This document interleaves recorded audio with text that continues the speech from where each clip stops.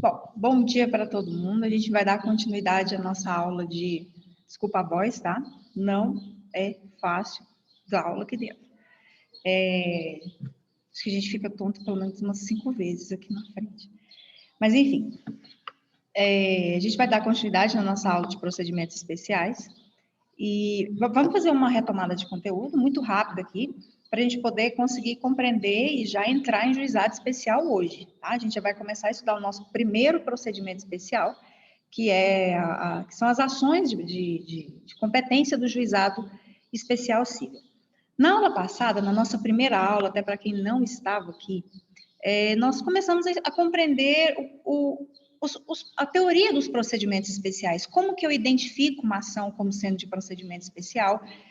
Nós até fizemos um histórico do direito processual para vocês compreenderem, se situarem dentro desse conteúdo, por que alguns procedimentos são especiais, né? Por que algumas ações têm características mais especiais que as outras? O que torna uma ação de procedimento especial?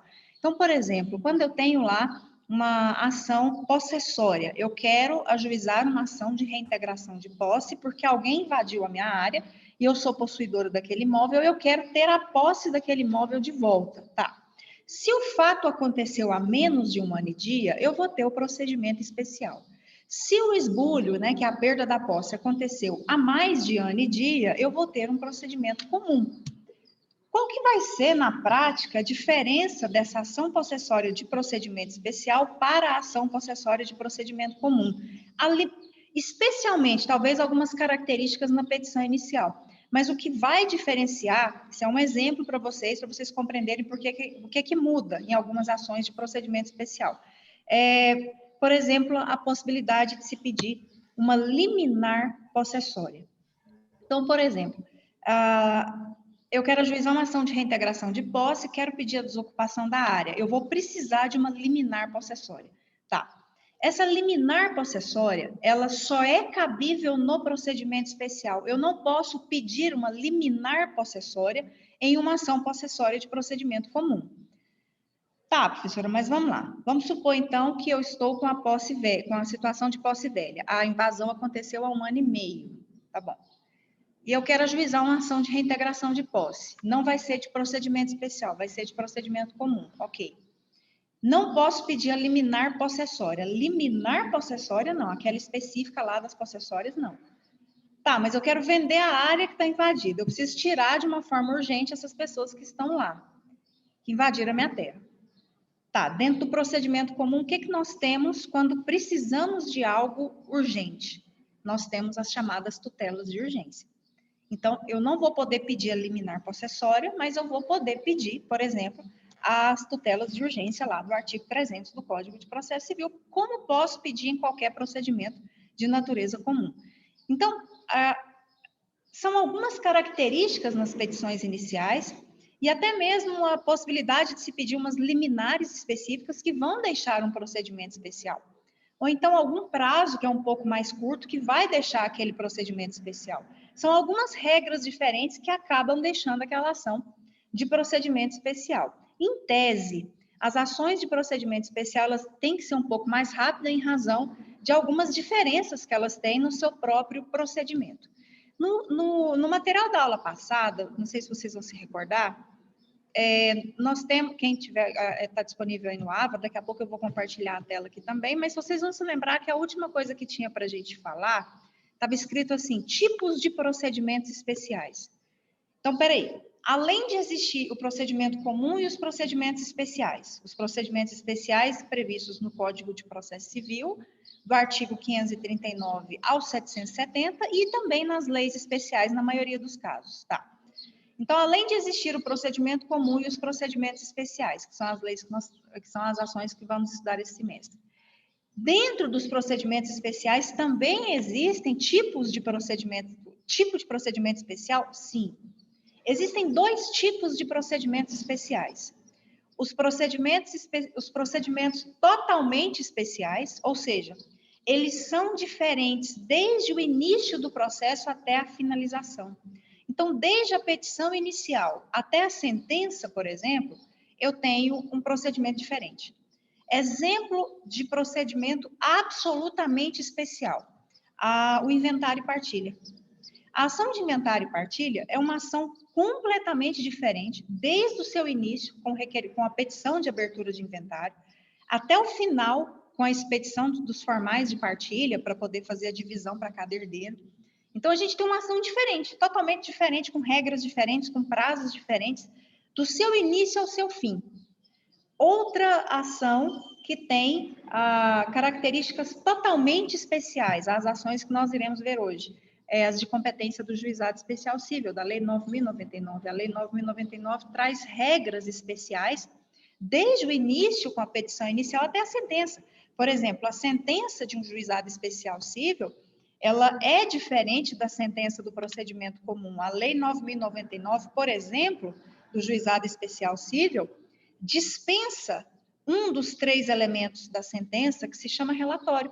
Então, quando a gente pega uma sentença do Juizado Especial Cível, geralmente a gente começa a ler, está escrito assim: dispensado o relatório por força da Lei 9.099, passa-se a fundamentação. Então, nós já temos uma sentença diferente, já é um procedimento que começa diferente, é um procedimento que termina diferente, ele é totalmente especial. Um outro exemplo que nós temos é a ação de exigir contas.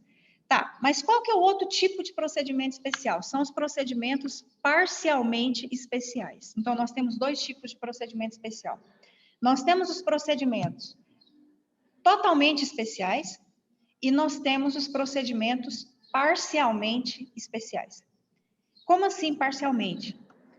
Existem algumas ações que a gente começa com procedimento especial, ela é uma ação de procedimento especial porque a petição inicial tem características diferentes e porque ela tem uma liminar diferente. A partir do momento em que há uma defesa do réu, passa a ser o procedimento comum.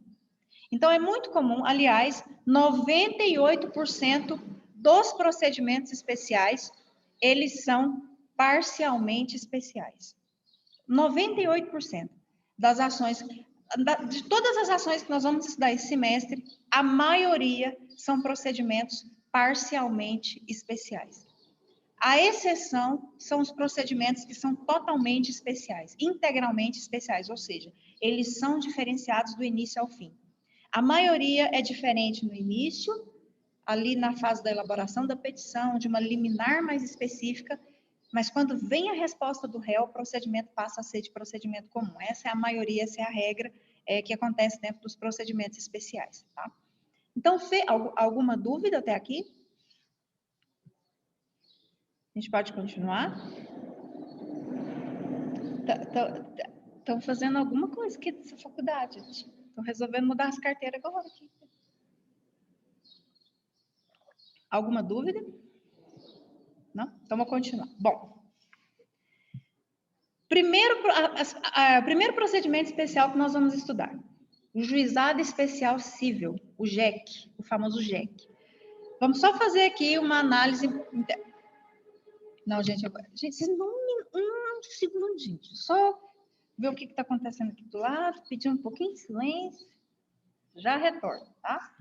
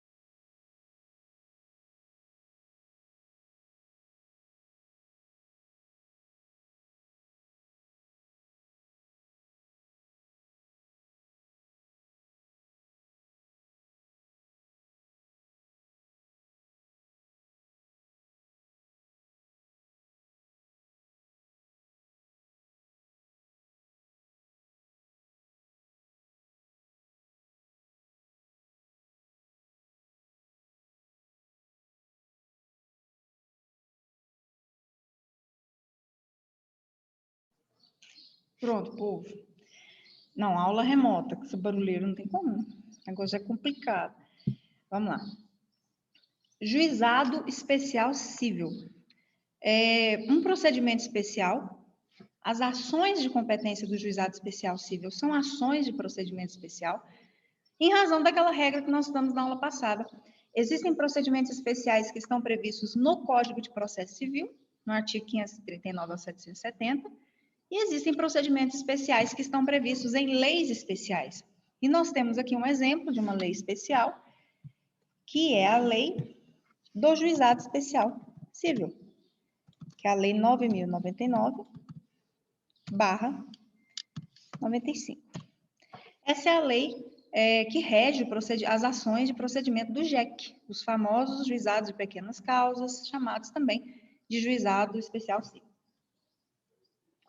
Gente, no Brasil, existem 3 tipos de juizado.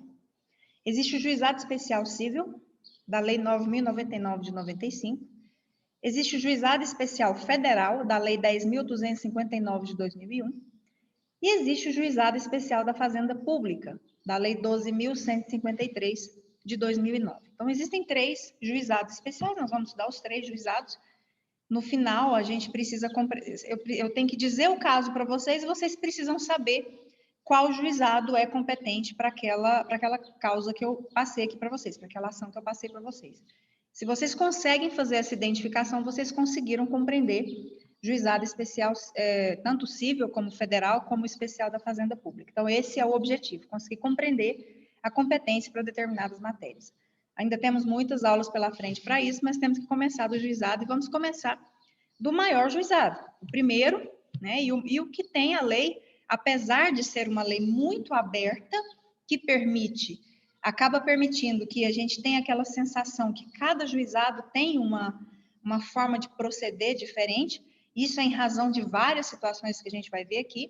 É uma lei incompleta, porque, por exemplo, quando eu faço a pergunta, qual que é o prazo de resposta do réu em uma ação de competência do Juizado Especial Civil? Ninguém aqui vai conseguir achar na Lei 9.099 o prazo de resposta do réu. Então, a gente tem que buscar de forma subsidiária no Código de Processo Civil para poder compreender. A Lei 9.099, ela tem muito, apesar de ser um procedimento especial, a gente utiliza muito o Código de Processo Civil em razão de algumas omissões que essa Lei 9.099 tem nos próprios procedimentos. Às vezes a gente tem alguma dúvida ali, se cabe, se não cabe, a gente acaba tendo que ir para o Código de Processo Civil para compreender. Os juizados especiais, eles têm previsão constitucional. A própria Constituição Federal, ela prevê essa necessidade de uma justiça especializada que leve em consideração o valor, ou seja, um valor menor, e matéria de baixa complexidade probatória, ou seja, as matérias que podem, as causas que podem ir para o juizado, seja ele o especial civil, o especial federal, o especial da Fazenda Pública, os juizados especiais de uma forma geral, as matérias não podem ter uma alta complexidade probatória. Os juizados não foram criados para esses tipos de ações. Os juizados foram criados para julgar causas de menor valor e de menor complexidade, para desafogar as varas cíveis, né? Assim, desconcentrar um pouco aquele serviço das varas cíveis e ter uma justiça especializada para tratar especificamente essas situações especiais de menor valor e de menor complexidade. Então, estamos falando de um juizado especial civil que tem que foi criado com uma principiologia prevista em seu artigo 2º.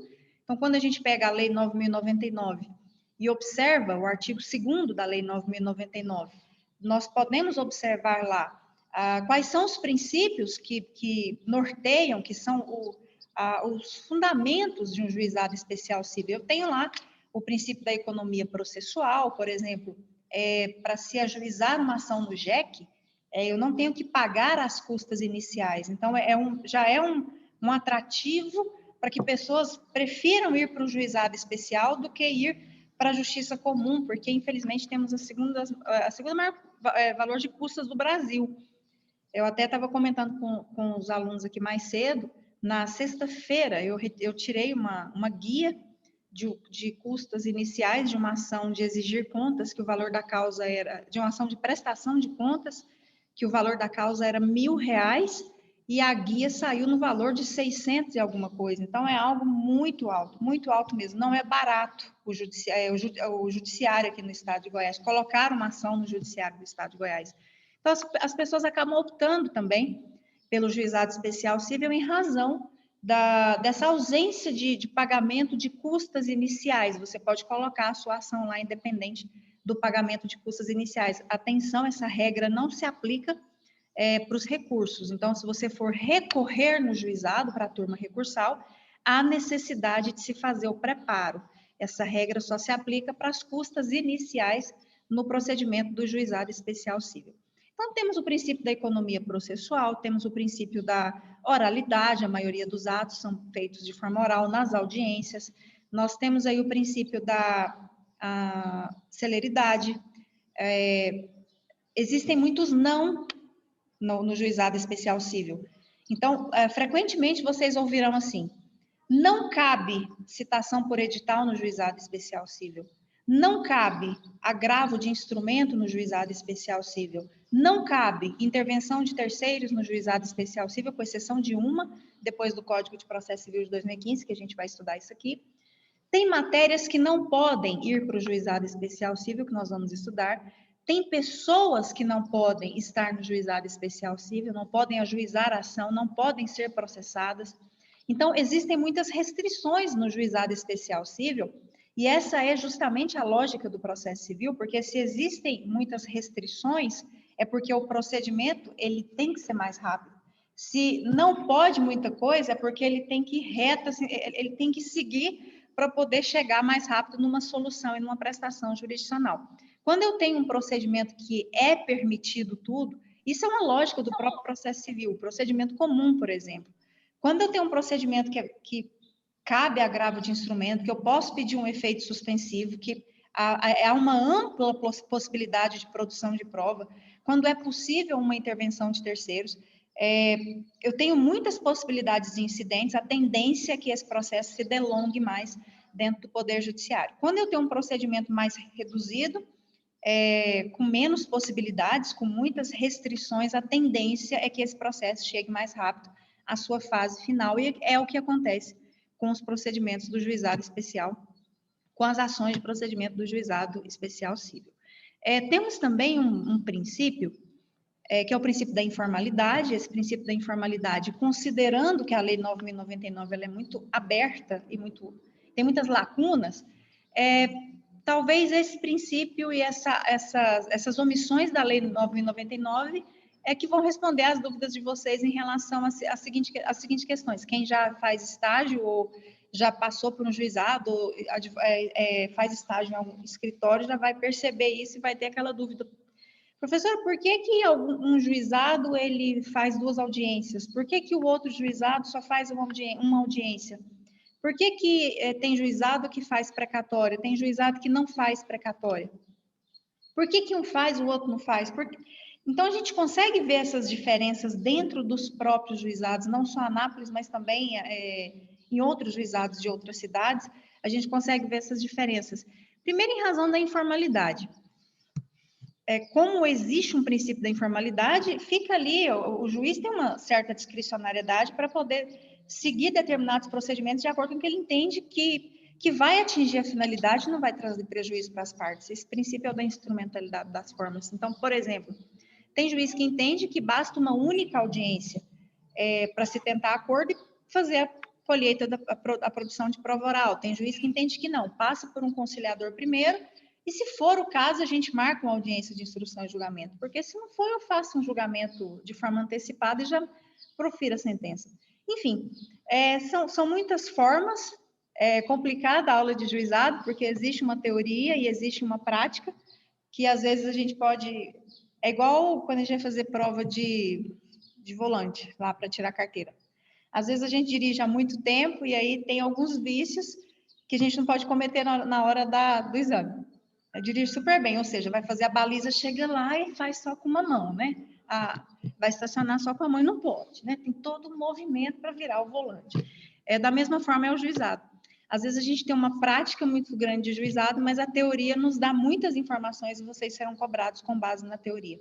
Então, muito cuidado com isso, tá? Então, por exemplo, cai muito no exame de ordem, em muitas provas, a seguinte frase: não cabe ação monitória no juizado especial civil, e realmente não cabe ação monitória no juizado especial civil. Essa questão é bem pacífica. E aí, alguma pessoa já viu, porque tem juizado que faz. Alguma pessoa vai lá e já viu. Não, eu já vi, eu já fiz estágio num juizado e vi uma ação monitória, então cabe, isso aqui está errado. Só que a gente é cobrado nas provas da teoria, não é a prática.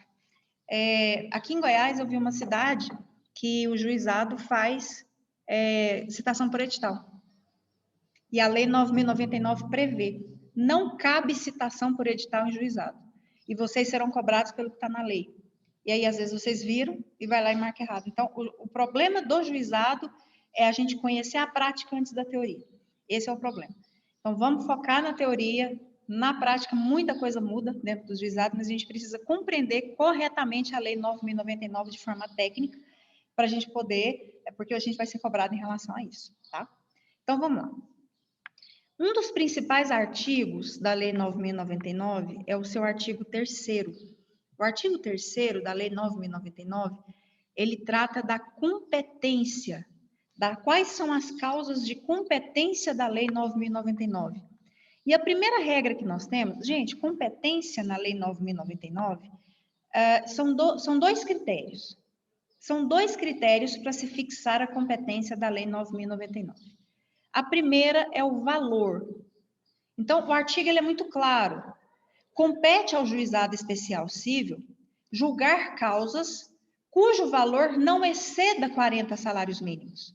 Então, o juizado especial civil, 40 salários mínimos.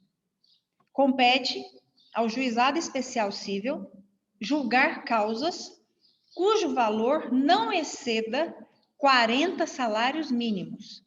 Aí vem a primeira pergunta. Tá, Mari, se exceder? Vamos supor que vocês estão trabalhando numa causa, a pessoa chega para vocês, entrega aí o caso, e vocês observam, a pessoa tem direito a receber 70 mil. Ultrapassa os 40 salários mínimos. E tem prova dos 70 mil. Aí está lá no processo, está tudo provado, a pessoa tem direito a receber 70 mil.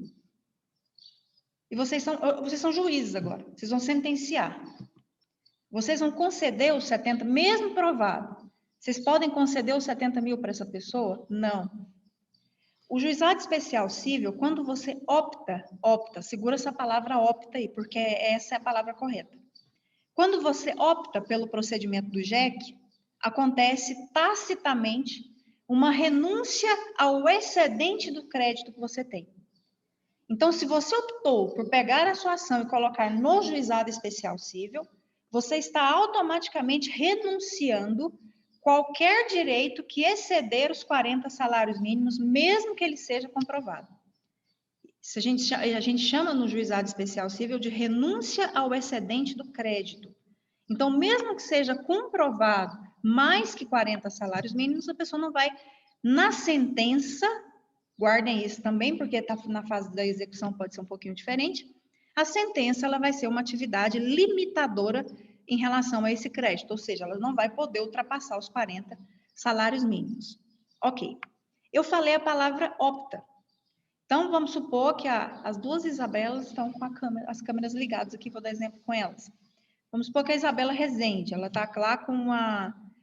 Chega uma situação, a seguinte situação para ela, uma das situações mais comuns do juizado. Chega para ela uma inscrição indevida. Uma pessoa está com seu nome inscrito indevidamente. E a pessoa teve uma perda de uma negociação em razão disso, inscrição indevida por conta paga, enfim. E aí a Isabela, ela quer fazer a ação e ela vê que aquilo ali não vai passar de 30 salários mínimos, por exemplo. Só que a Isabela olha e fala, eu não vou mandar a minha ação para o juizado. Eu acredito que eu vou precisar de algumas situações aqui que eu não quero mandar para o juizado. Vai que eu preciso de uma tutela, essa tutela é indeferida, e lá no juizado eu não tenho um agravo de instrumento, porque não é cabível o agravo de instrumento. Eu preciso dessa tutela, essa liminar.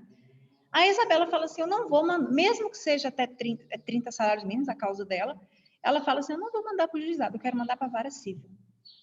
ela pode fazer essa escolha, vocês podem escolher quando é o critério de vocês mandar a ação para o juizado ou para uma vara civil?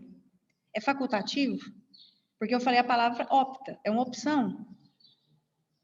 É uma opção, é facultativo. O que eu estou querendo falar?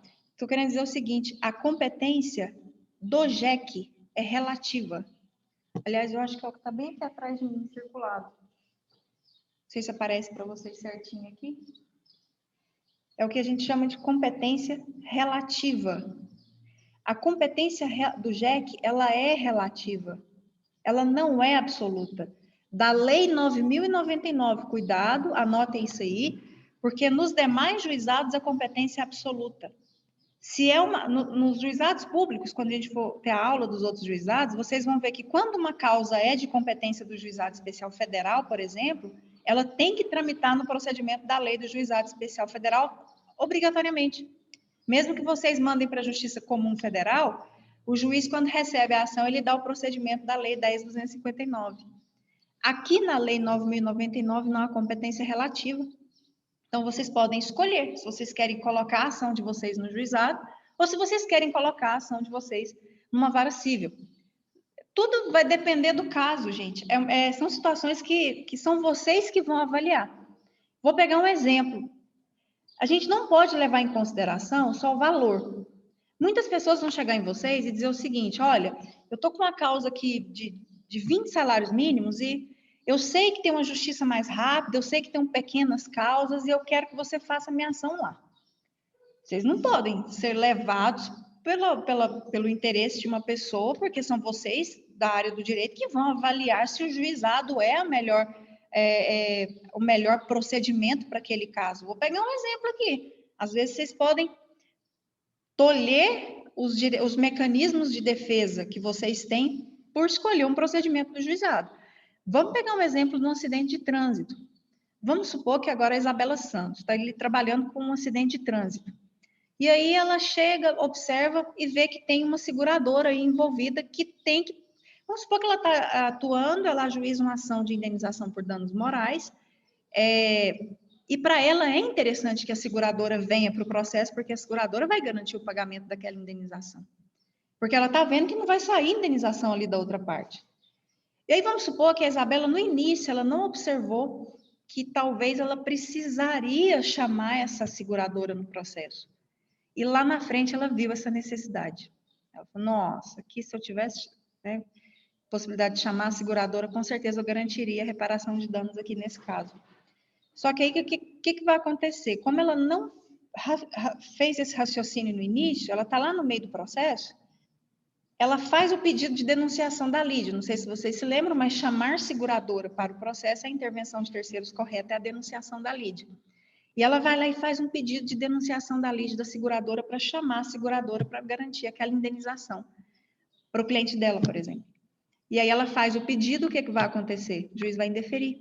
Por que vai indeferir? Porque não cabe intervenção de terceiros no procedimento do juizado.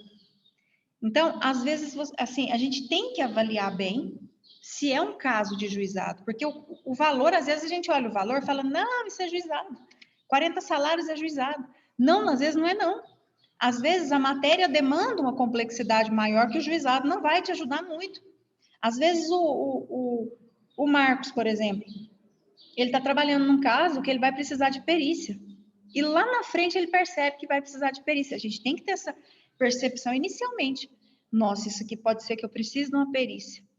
Aí teve toda aquela demora processual, chegou lá na frente, o Marcos quer fazer um pedido de perícia. Na hora que ele faz o pedido de produção de prova pericial, o juiz vai lá e indefere. Indefere por quê? Diz o seguinte, no procedimento da Lei 9.099 não cabe a produção de prova pericial. Aí o processo vai ser extinto e ele vai ter que ir para a Justiça Comum recomeçar o processo. Ele perdeu praticamente todo aquele tempo. Então, o procedimento do JEC, ele é um procedimento que foi criado para ser mais rápido, é um procedimento muito interessante, porque você não tem custas iniciais, você já tem de cara marcar uma audiência de conciliação, é uma possibilidade de conciliação. São muitas situações boas em torno do JEC, sim, são, só que vocês, profissionais do direito, que precisam avaliar se o JEC é o procedimento mais adequado para aquela situação. se vocês não vão precisar de algumas situações, por exemplo, vocês vão processar alguém que vocês ainda não têm o endereço. E aí vocês vão lá, ajuizam a ação, porque é uma ação baixa, R$1.000, R$2.000, R$3.000. E aí vocês não sabem, não tem como localizar essa pessoa. Aí vocês vão lá e vão fazer um pedido de citação por edital na Lei 9.099. A ação já vai ser extinta no início, porque não cabe citação por edital no procedimento do Juizado Especial Civil. Então, essas questões têm que ser observadas, tá? Deixa eu compartilhar com vocês uma tela aqui para a gente analisar umas situações em relação à competência. Vamos aqui na... Esse material está no AVA, lembrando.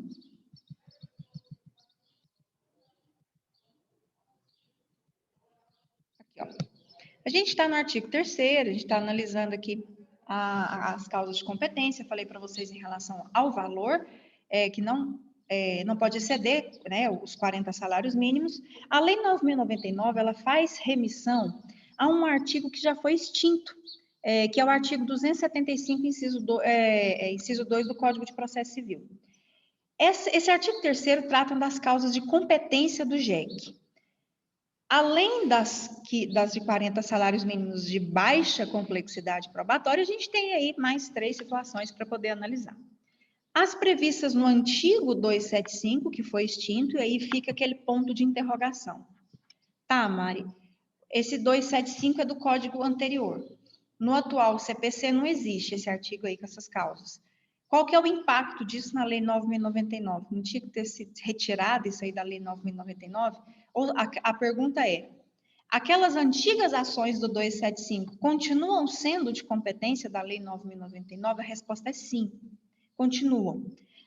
Que causas eram essas? Depois, se vocês quiserem pegar o código antigo e olhar, causas envolvendo arrendamento rural e parceria agrícola, ação de indenização por acidente de trânsito, causas envolvendo danos em prédios rústicos ou urbanos, algumas ações mais específicas, que eram de procedimento sumário, o procedimento sumário foi extinto, e aí o que virou esse artigo? Aí pergunta, essas ações ainda podem ser feitas no juizado? A resposta é sim, podem, desde que preencham os requisitos do juizado, o valor de 40 salários mínimos e que não tenham uma alta complexidade, por exemplo, o acidente de trânsito. Uma coisa é vocês ajuizarem uma ação de acidente de trânsito, indenização por acidente de trânsito, no valor de 5.000, 10.000, que foram os danos, que não teve lesão em ninguém, as pessoas estão bem, e os danos foram patrimoniais nos veículos, tá, ok.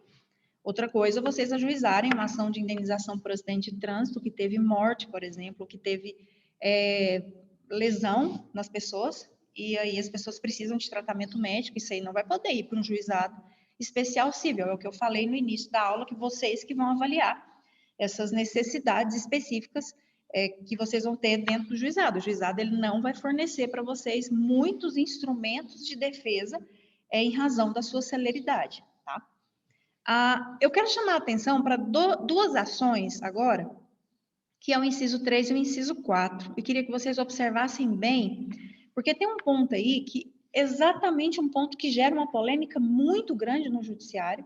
Até hoje gera essa polêmica no judiciário. Por quê? O artigo 3º, ele prevê as causas de competência do JEC, tá? O inciso 3 do artigo 3º, ele prevê a possibilidade do juizado julgar ações de despejo para uso próprio. Observem que não é a ação de despejo por falta de pagamento. Eu não posso cobrar valores de aluguéis aqui. Não é a ação de despejo por infração de contrato. Por exemplo, eu aluguei meu imóvel para a Amanda, e a Amanda para fins residenciais, e a Amanda pegou a minha casa, que ela loca, e fez uma loja lá dentro, por exemplo. Ela está dando fins comerciais para uma locação residencial. Aí eu notifico a Amanda, a locação é residencial, não foi comercial, você está fazendo uma infração de contrato. Ela fala, não, vou continuar. E continua, eu vou notificando, e a Amanda continua. Tá. Eu vou lá e ajuizo uma ação de despejo. Não é para uso próprio, é uma ação de despejo por infração de contrato. Então, essa causa ela não pode ir para o juizado. O artigo é muito claro. A ação de despejo tem que ser para uso próprio. Então, a pessoa sair para eu entrar, para a proprietária entrar. É para a pessoa usar, tá? Olha então é possível ação de despejo para uso próprio no juizado especial civil, mas observe o inciso 4. As ações possessórias cujo ação possessória, primeiro, as ações possessórias, pode. É possível ações possessórias no juizado. Alguém invadiu uma área, eu quero retirar essa pessoa, eu posso fazer no juizado. Pergunta para mim, Mari, você já viu? Vi uma vez, em 17 anos trabalhando. Eu vi uma vez. Não é comum acontecer isso, tá? Mas não é proibido, é permitido. Então tá aí, as ações possessórias, perfeito. Só que especificamente nessa situação a gente tem uma restrição. Desde que o valor do imóvel não exceda 40 salários mínimos. Ok. Então, se alguém invadiu um lote de 25 mil reais, pode. Porque o valor do imóvel é abaixo de 40 salários mínimos. As ações possessórias podem ser feitas no juizado se o valor do imóvel não for superior a 40 salários mínimos. Tem que ser abaixo de 40. Ok? Agora, tentem achar essa restrição no inciso 3. Na ação de despejo para uso próprio. Não tem. Nem no código, não é porque é no material. Na lei não tem. A lei traz essa restrição para a possessória, mas ela não traz essa restrição para a ação de despejo para uso próprio. Então, fica aqui a dúvida. Peraí, essa omissão ela foi intencional? Foi um esquecimento? Se não está aí, então eu posso? Se for um despejo para uso próprio, eu tenho um imóvel. Vamos supor que eu tenho um imóvel de 500 mil, de 1 milhão, de 2 milhões. E eu quero fazer uma ação de despejo para uso próprio. Como não tem aí a restrição do valor, eu posso fazer essa ação no juizado especial civil? Esse é o ponto. A turma aqui vai dividir. Algumas pessoas vão virar e falar assim, professor, eu ajuizo uma ação dessa no juizado. Não vou pagar custas. Eu ajuizo, não tem restrição aí. Só tem para as possessórias. Para o despejo para uso próprio, não tem. Outras pessoas vão falar, não, Mário, não ajuizo, porque o juizado não foi criado para isso. O juizado foi criado para causas de 40 salários mínimos. Então, nós temos aí talvez existem outras, uma das primeiras polêmicas envolvendo o juizado que a gente vai encontrar na lei. Essa ausência da condição dos 40 salários mínimos para ação de despejo para uso próprio. E aí vocês me perguntam, mas acontece muito? E tem uma resposta certa? Pode, não pode? Não existe a resposta certa aqui. Vai depender muito do juizado que vocês vão estar trabalhando, porque observem que aqui existem duas interpretações. Quem faz, vocês estudaram hermenêutica, quem faz uma interpretação literal, gramatical mesmo, literal da lei, entende que pode. Se não existe a restrição dos 40 salários mínimos na ação de despejo para uso próprio, eu vou fazer uma interpretação literal, gramatical e vou fazer a ação. Se eu sou juiz do juizado, se vocês são juízes do juizado e fazem a interpretação literal, vocês vão julgar, aceitar essa ação lá. Mas existe outra interpretação que não sei se vocês vão se lembrar, que é a interpretação sistemática. O que é a interpretação sistemática? A interpretação sistemática é aquela em que a gente analisa o todo da lei, o objetivo da lei. Então, quem faz a interpretação sistemática vai olhar e falar, não, isso aqui foi uma omissão do legislador, mas o objetivo da Lei 9.099 são causas de até 40 salários mínimos. Eu não vou fazer, ou então, se você é um juiz lá do juizado, não, eu vou indeferir, isso aqui, o valor do imóvel ultrapassa. E pela interpretação sistemática, não é objetivo da lei causas que o valor seja acima de 40 salários mínimos. Então, vai depender muito. Se vocês perguntarem, tem juiz que aceita? Tem juízes que aceitam, tem pessoas que fazem, tem juízes que não aceitam? Tem também, tem juízes que não aceitam. E aí as pessoas recorrem para as turmas recursais, às vezes dá certo, às vezes não dá certo. Em razão, existem argumentos aqui, os dois lados têm argumentos, para quem faz e para quem não faz. É aquela famosa, assim, duas correntes. Isso aqui é uma situação de duas correntes. É a corrente que entende que sim e a corrente que entende que não, tá? Não existe ainda uma jurisprudência pacífica em relação a essa questão da ação de despejo para uso próprio. Tem muita gente que faz e é aceita, tem gente que faz e alguns locais não são aceitas. O importante aqui não é ter a verdade absoluta, porque não existe, em razão dessa brecha, dessa lacuna. A questão aqui é vocês conhecerem o caso e saberem que existe essa discussão, e que ainda não tem um posicionamento muito firme da jurisprudência em relação a isso. Tá? importante que é vocês conhecerem mesmo o problema que existe na lei do juizado. Bom, só pulando um pouquinho, aí a gente volta para a questão de competência. Já que estamos falando de matéria, vamos lá para o parágrafo 2º, porque existem algumas matérias que são excluídas da competência do juizado especial civil. Isso aqui, vocês serão sempre cobrados, a gente precisa conhecer a lei toda, mas eu já posso antecipar para vocês, que vocês, na maioria das vezes, serão cobrados pelo que não cabe no juizado especial civil, e não pelo que cabe. Vocês vão perceber isso na aula de juizado especial da Fazenda Pública. A gente sempre vai focar muito no que não é possível, tá?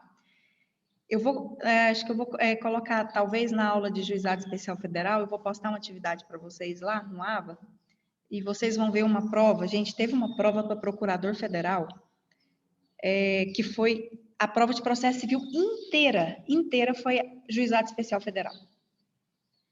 Inteira. Quem não estudou juizado especial federal, vou nem falar, né? O arraso. Eu vou colocar para vocês, mas assim, mas na verdade eu não vou postar ela não, a gente vai resolver ela em sala mesmo. Depois que a gente tiver a aula de juizado especial federal, a gente vai resolver junto aqui todas as questões, porque foi o CESP, certo ou errado, e aí a gente faz aqui o certo e errado junto para vocês verem que quando a gente estuda e conhece a lei, as questões não ficam difíceis, tá? É a maior prova que eu tenho para vocês aqui, é essa aula de juizado especial federal. E a maioria das questões, elas giraram em torno do que não pode. Desde o início da aula, eu estou falando aqui para vocês. A gente estudou o artigo 3º, o que é cabível, mas a gente vai focar muito no que não é cabível no juizado. Isso é muito importante, porque às vezes a gente faz algumas coisas no juizado que não vai dar certo, a ação vai ser extinta, tá? Então, aqui eu tenho algumas ações que nunca vão poder ir para o juizado. Nunca. O parágrafo 2º prevê matérias que são excluídas da competência do juizado especial civil, ou seja, mesmo que essas causas tenham um valor de R$500, R$1.000, um salário mínimo, essas causas nunca vão poder ir para o juizado especial civil, porque senão a ação de vocês vai ser extinta. Então, ficam excluídas da competência do JEC. Primeiro, as causas de natureza alimentar. Causas de natureza alimentar não podem ir para o juizado. Vocês não vão ajuizar uma ação de alimentos no JEC. O JEC não tem esse objetivo de tratar de causas de natureza alimentar, até porque essas causas de natureza alimentar, existe uma competência absoluta para elas na vara de família. Caso a comarca tenha vara de família, e para as comarcas que não têm a vara de família, na vara única existem os procedimentos específicos. A própria ação de alimentos é uma ação de procedimento especial, de uma lei especial. Então, não dá para utilizar a Lei 9.099 para fazer causas envolvendo questões alimentares. Causas de natureza falimentar. O que significa falimentar? Tudo que é ligado à falência. Então, falimentar diz respeito à falência. Qualquer ação de natureza falimentar que esteja ligada ao juízo da falência, o juizado vai extinguir. Toda vez que tem um processo de falência, o juízo da falência puxa tudo. Então, vocês não podem discutir falência de nada, ajuizar uma ação contra uma empresa que está falindo, por exemplo. Vocês não podem, que está em processo de falência, essa ação vai ser extinta, por quê? Porque falência não pode ser discutida no âmbito do juizado.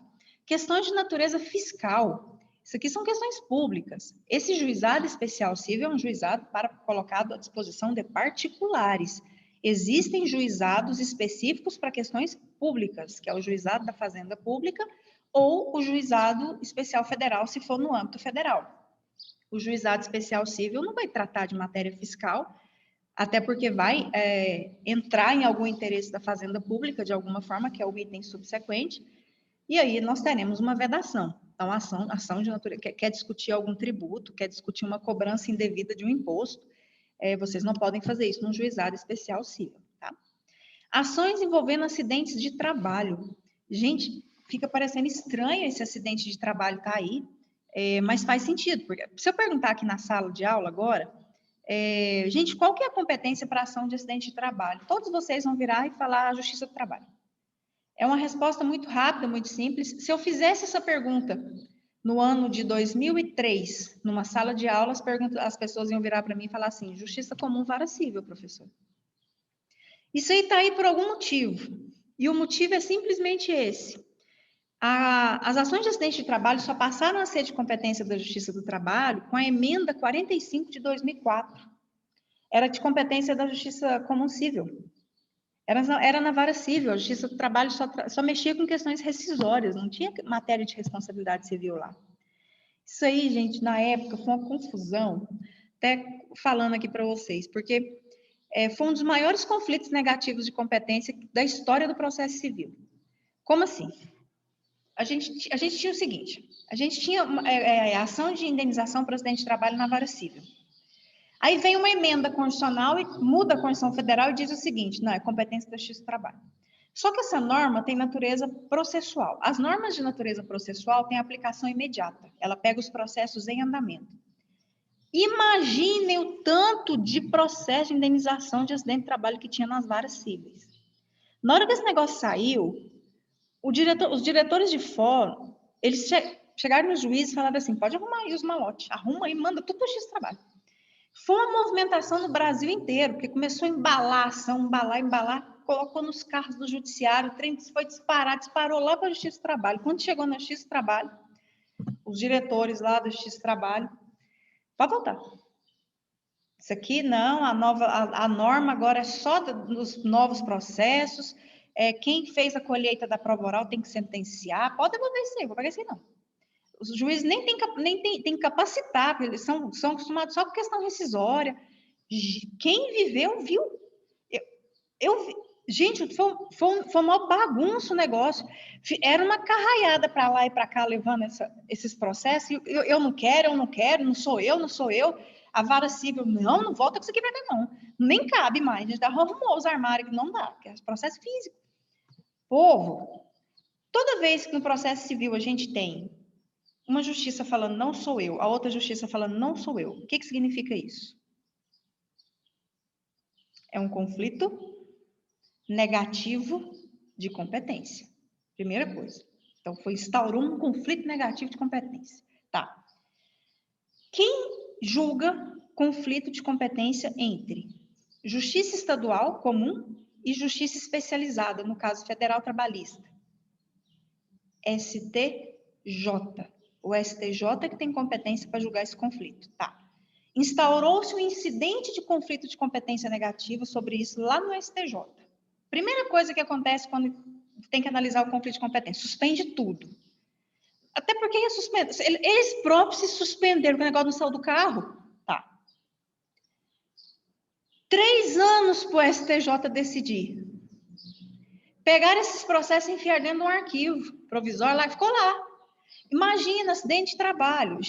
Ou é gente que morreu em acidente de trabalho e a família precisando, ou é gente que com debilidade, que precisava da indenização. Foi um dos maiores problemas que a gente viu na história do processo civil. Vocês têm noção que essa palavrinha deu um problemão. 3 anos para o STJ falar o óbvio. Na época, a gente era estagiário. Eu era. Não era não. Tem tanto tempo. Não era não. Não é estagiária, não.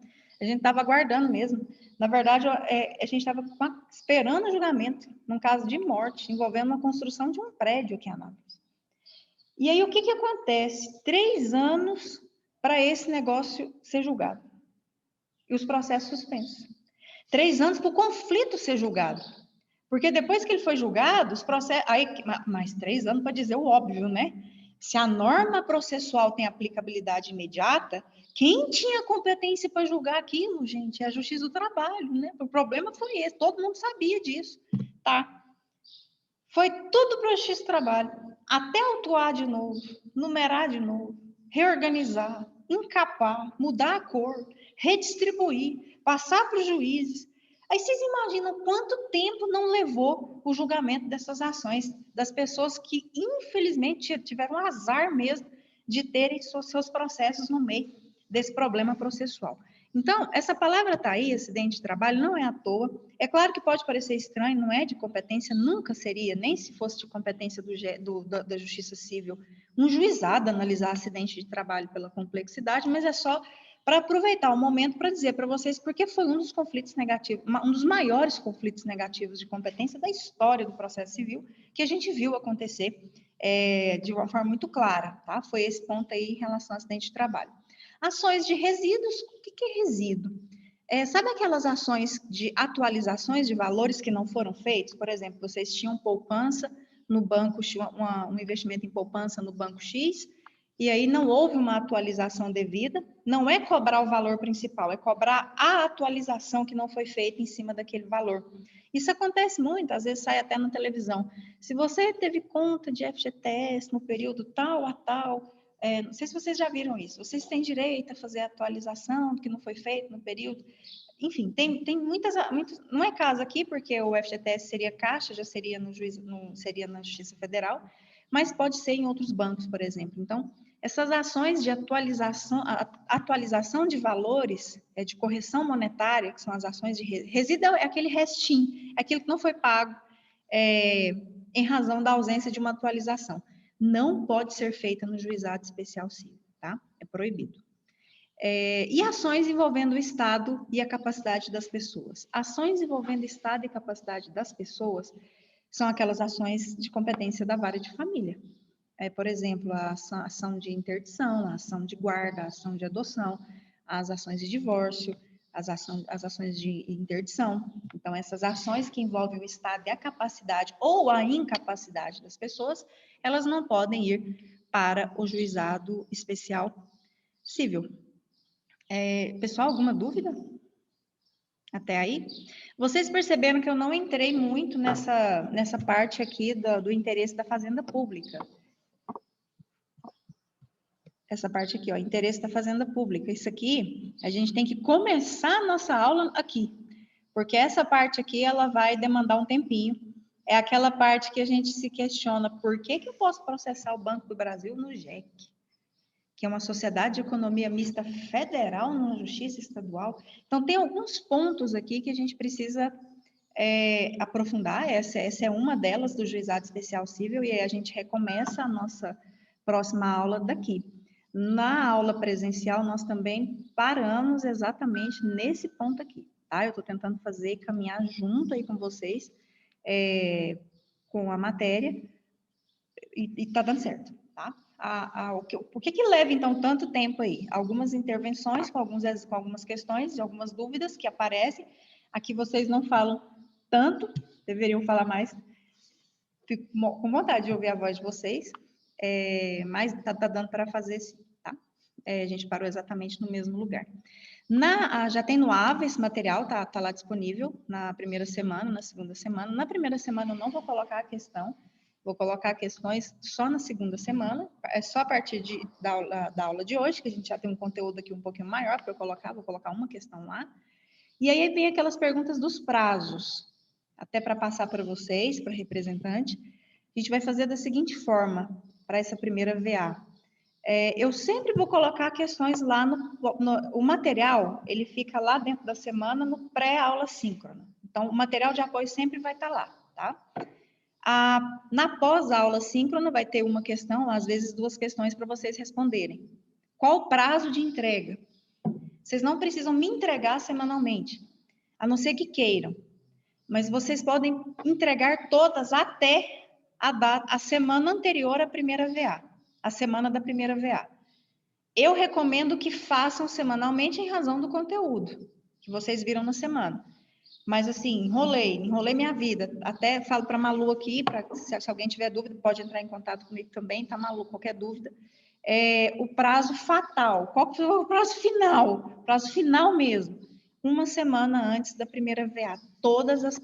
Pelo amor de Deus, não tem nem justificativa para falar para mim que não deu tempo de fazer. Já estou avisando hoje.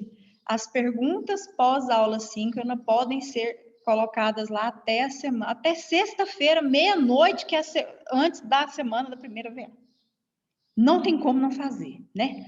Mas vai ter gente que 11 horas da noite da sexta-feira vai me mandar o WhatsApp falando que o sistema caiu e que não está conseguindo responder o negócio. Tenho certeza que vai dar isso. Vai dar. Mas tá bom. Vamos seguir. O importante é que vocês compreendam o conteúdo, leiam o material, tentem ler um livro de juizado especial civil. O livro do Humberto Teodoro e do Didier é muito bom em relação a esse conteúdo de procedimentos especiais. E ficou alguma dúvida? Até o momento? Ok? Tudo tranquilo, professora. Tranquilo?